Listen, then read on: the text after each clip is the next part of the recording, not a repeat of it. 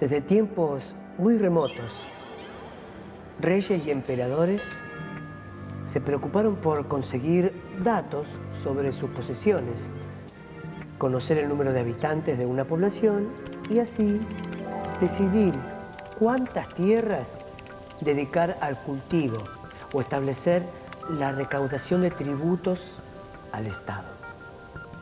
De ahí surge el nombre de estadística, que comenzó como una parte de la aritmética aplicada a problemas en los que los números se usaban para el conteo y el registro de datos de las poblaciones.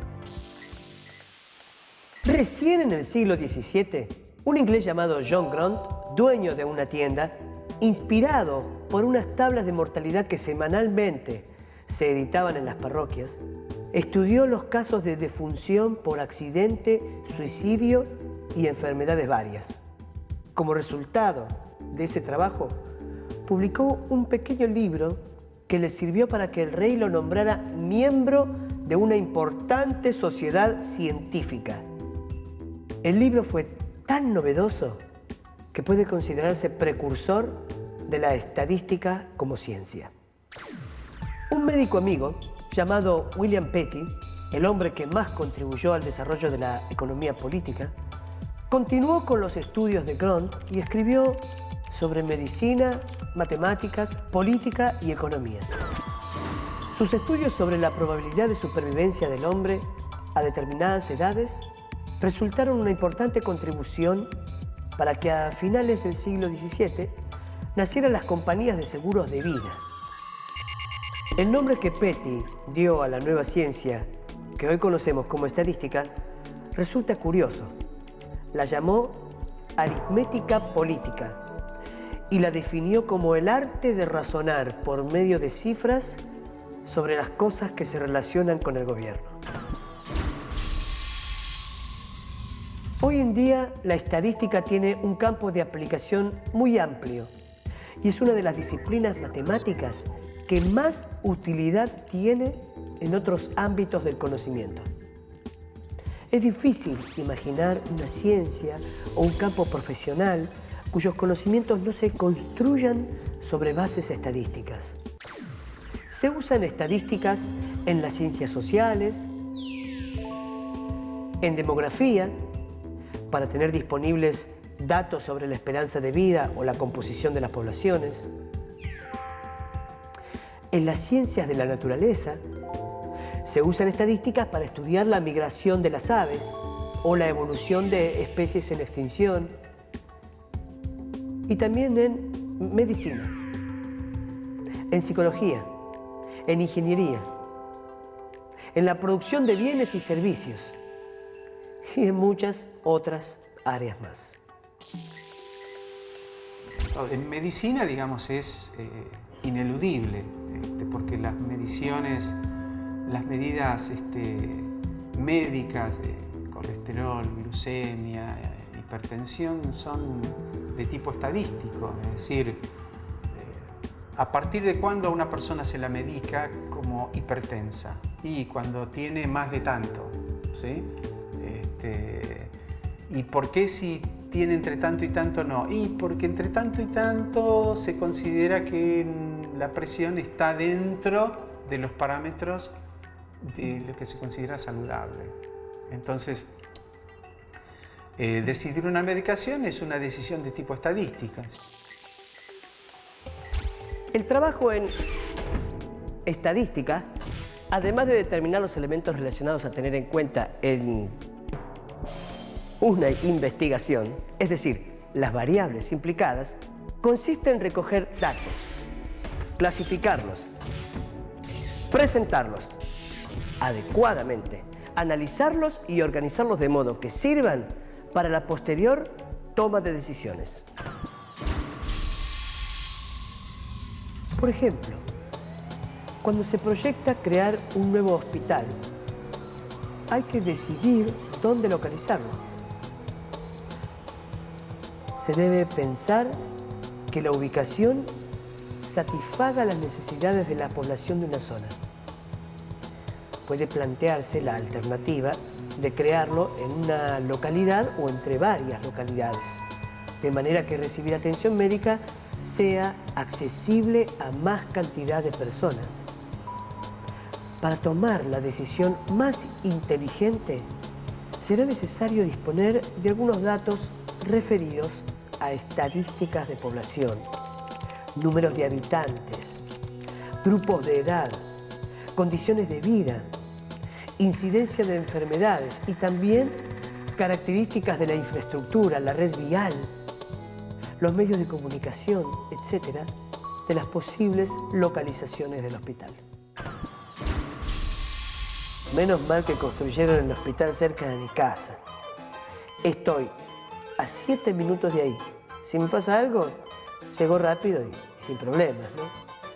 Igual estoy perfecto. No me va a pasar nada.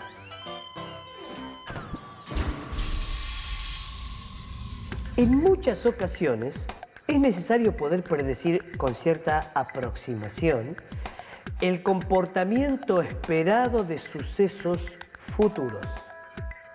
Por ejemplo, un comerciante que quiere formar un stock de determinados artículos necesita prever la futura demanda de esos artículos entre sus potenciales compradores. Para eso se formularán distintas preguntas con relación a los costos aproximados según la cantidad de unidades, el gusto de los consumidores, la durabilidad de los artículos, la situación económica de los posibles consumidores, etc. El comerciante tiene un conocimiento sobre lo que sucedió en el pasado con las compras de ese producto y algunos datos del presente, como la cantidad de posibles compradores a los que se destina ese producto. Sobre esa base, saca conclusiones en relación a cuánto van a demandar esos compradores y, en consecuencia, decide qué cantidades necesita para formar el stock. Aunque el comerciante no lo sepa, está actuando con mentalidad de estadístico, ya que para hacer su previsión debe recurrir a los datos de su experiencia anterior, considerar los registros y tomar decisiones a partir de ellos, es decir, partir de hechos y comprobaciones experimentales para inducir conclusiones generales sobre la situación que se estudia y tomar decisiones en consecuencia. Raulcito, compinche. Hola, compadre. ¿Y qué pensás de lo que te dije? Raulcito es un amigo con el que estamos trabajando en un proyecto. Estuve pensando y me parece que tenés razón, ¿sabes? El local es preferible ubicarlo en la avenida, porque ahí va a haber más clientes. Claro. Y además ya tenemos las experiencias de esa librería que habíamos abierto en aquella calle tan poco transitada. No nos venía a comprar nadie. Bueno, más canudo entonces. Quedamos así, mañana hablamos sobre qué lugar nos conviene hacer las impresiones de las fotos. ¿Dale? Dale, dale. Mañana te llamo. Te llamo yo, ¿eh? Chao, un abrazo. Cuídate. Chao.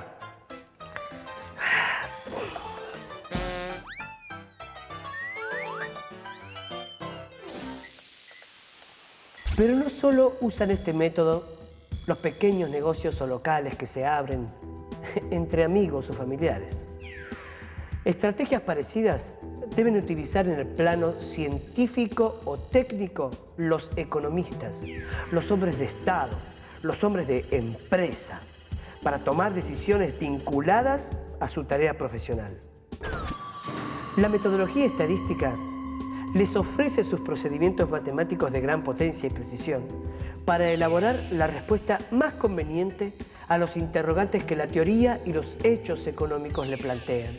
Y lo más importante es que le facilitan elementos para decisiones racionales.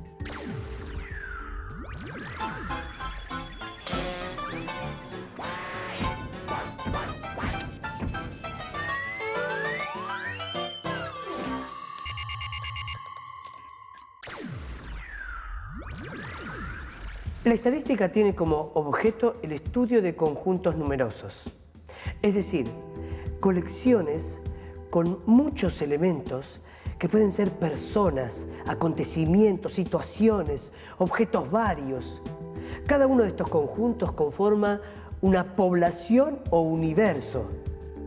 Vale decir que en estadística el término población no se limita a grupos humanos.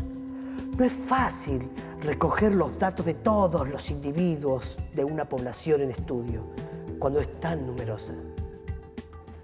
Por eso es necesario considerar un conjunto menor de ese universo,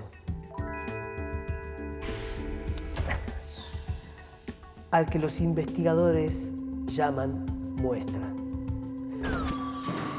En el caso, digamos, del alumnado, la población de estudio serían los alumnos de una determinada universidad, por ejemplo. Quiero saber si los alumnos de tal universidad son mejores o peores en matemáticas que los alumnos de otra universidad. Entonces, si esta universidad tiene, qué sé yo, 20.000 alumnos y esta tiene 15.000, en general es muy costoso, digamos, tomar las notas de los 20.000 alumnos y de los 15.000 y comparar los promedios de notas de uno y promedios de notas de los otros. Entonces se toma que una muestra, 100 alumnos de una, 100 alumnos de otro, que están haciendo matemáticas, y se toma el promedio de los alumnos de la universidad B. Pero no se trata de hacer un recorte de cualquier manera.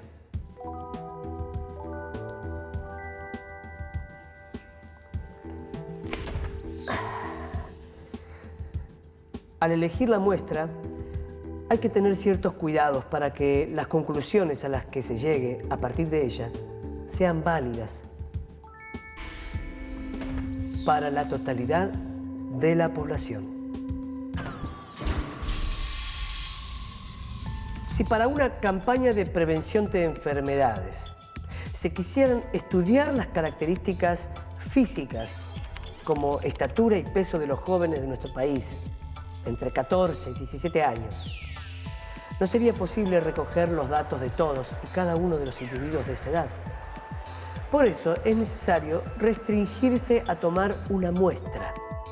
La estadística establece ciertas condiciones para determinar la muestra con el objetivo de asegurar que las conclusiones que se logren sean representativas del grupo total.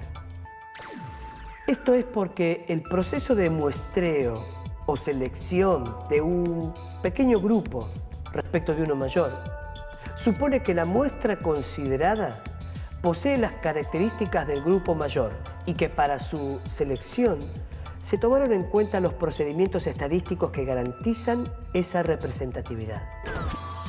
Una vez recogidos los datos de la muestra, organizados y estudiados con los recursos matemáticos que ofrece la estadística, es conveniente describir un grupo de observaciones con un solo número. Es decir, un valor que sea representativo del comportamiento de toda la población en estudio. No se elegirá el más alto o el más pequeño, que solo indican los extremos de la serie de valores y no valores típicos, sino un valor que indique una tendencia central.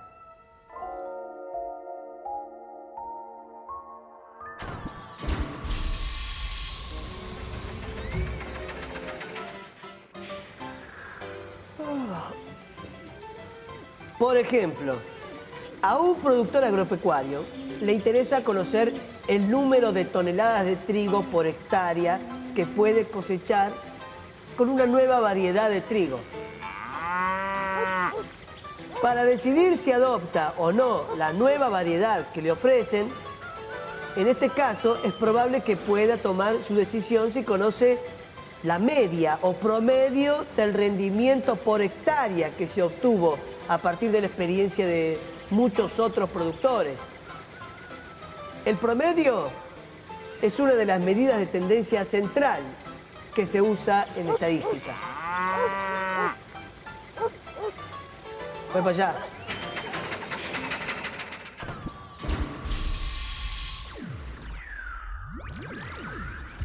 Un parámetro es una medida de una población basada sobre una muestra y es representativo de la población correspondiente.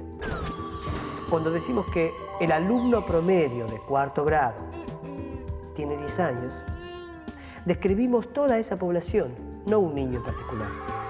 Puede haber alumnos de edades muy diversas que por distintos motivos estén cursando cuarto grado. Pero cuando queremos describir a todos como un único conjunto, tomamos el promedio de las edades, que en este caso es 10. Las medidas que describen un valor típico suelen llamarse medidas de tendencia central. Es importante tener en cuenta que estas medidas se aplican a grupos y no a individuos. Esto quiere decir que cuando lean una noticia en el diario sobre una nueva estadística que indica que un solo hombre en un grupo de 5 es víctima de que la gente se tropiece con él, no deben pensar, pobre hombre, las mismas 4 personas siempre se chocan con él. No lo deben pensar, ya la estadística se refiere a un hombre cualquiera, en un grupo corriente, y no a uno en específico.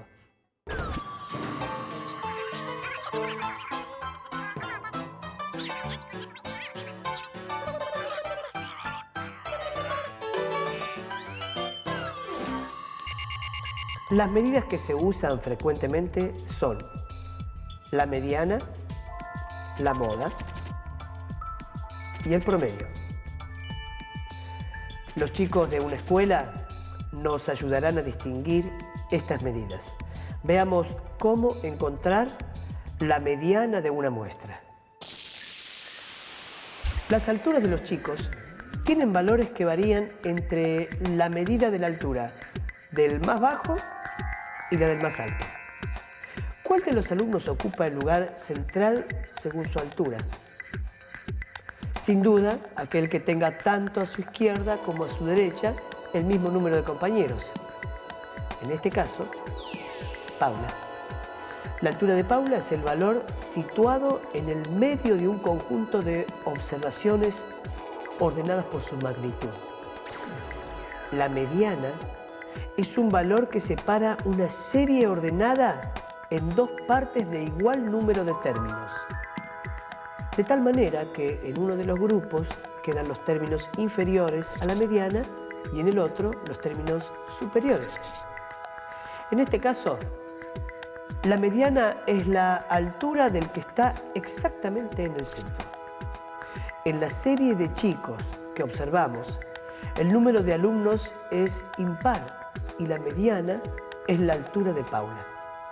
Si el número considerado en la serie es par, ya no hay uno que esté exactamente en el centro y la mediana es el promedio de los 2 valores centrales. Veamos otra medida de tendencia central que se denomina moda. La moda de una serie de datos es el valor que aparece con mayor frecuencia. En el caso de la altura de los chicos, se puede construir un gráfico en el que se representen las alturas de todos. Otra medida de tendencia central es el promedio de los valores que constituyen el conjunto de datos. El promedio de los valores de una serie se obtiene sumando todos los valores numéricos registrados y dividiendo esa suma por el número de observaciones realizadas. En el caso de las alturas de los chicos, para calcular el promedio, sumaron las alturas de todos y dividieron por el número de chicos. Todos los escolares saben calcular el promedio de sus notas. El desempeño del chico en el colegio es también estadístico, porque el boletín trae una serie de notas que uno al final del año o del semestre calcula el promedio de esas notas y si el promedio le da más de tanto, pasa, y si le da menos, no pasa, ¿sí? El hecho de que se tome el promedio, por otro lado, es razonable, porque el desempeño, el comportamiento de una persona no es exactamente igual todos los días. Entonces el chico un día tiene un determinado problema y ese día en esa prueba escrita se saca una mala nota. Ahora, ¿eso significa que el chico sea un mal alumno? No, justamente el promedio lo que indica es que si el chico es un buen alumno, ese día, esa mala nota no va a afectar al promedio de sus notas. ¿Por qué? Porque en los restantes exámenes va a tener buenas notas, entonces el promedio ese al final le va a dar una buena nota, digamos. Por ejemplo, si María obtuvo un 8, un 2, un 5, un 5 y un 9, el promedio es 5,80. Lo mismo que el de Pablo, cuyas notas fueron 2, 6, 7, 4 y 10. Pero la mediana de las notas de María es 5 y la de Pablo 6. Este ejemplo nos permite anticipar que, aunque a veces se usa la mediana como una forma rápida de aproximación al promedio, no siempre tiene el mismo valor. Hay que recordar que estos parámetros, la mediana, la moda y el promedio, permiten tener una información acerca de la totalidad de la población en estudio, pero no identifican a ninguno de sus individuos. El promedio depende de todos los valores de la serie, puesto que todos intervienen en su cálculo. En cambio, si bien son de gran interés, la moda y la mediana no dependen de los valores particulares de los elementos de la serie, sino de su ordenamiento.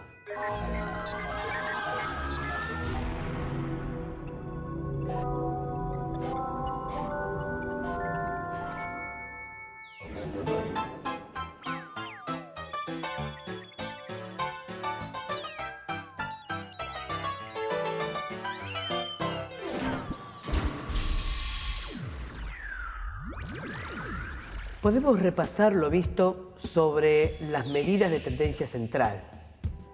No obstante su importancia, el análisis debe tener en cuenta si se trata de datos muy dispersos o muy concentrados, ya que estas medidas están asociadas con el grado de concentración de la información. Recordemos lo siguiente: cuanto más próximos estén los datos entre sí, tanto más próximo estará cada valor individual del valor central que representa a toda la muestra. Si tenemos un conjunto de datos, cualquiera, y calculamos la media, la mediana y la moda, y se le agrega un dato en un extremo, es decir, menor que todos los otros o mayor que todos, y se vuelve a calcular el promedio, la mediana y la moda, veremos que el promedio puede variar mucho, mientras que la mediana y la moda permanecen sin cambios notables. Esta característica de la mediana y la moda, de no estar influidas por valores de los datos muy dispersos, recibe el nombre de robustez. Las medidas basadas en el orden, como la mediana, gozan de esta robustez, mientras que las medidas basadas en la suma, como el promedio, se ven más afectadas por las observaciones extremas y son, por lo tanto, menos robustas. La estadística está presente en todos los medios de comunicación masiva o de divulgación científica. Muchas informaciones se presentan con datos numéricos.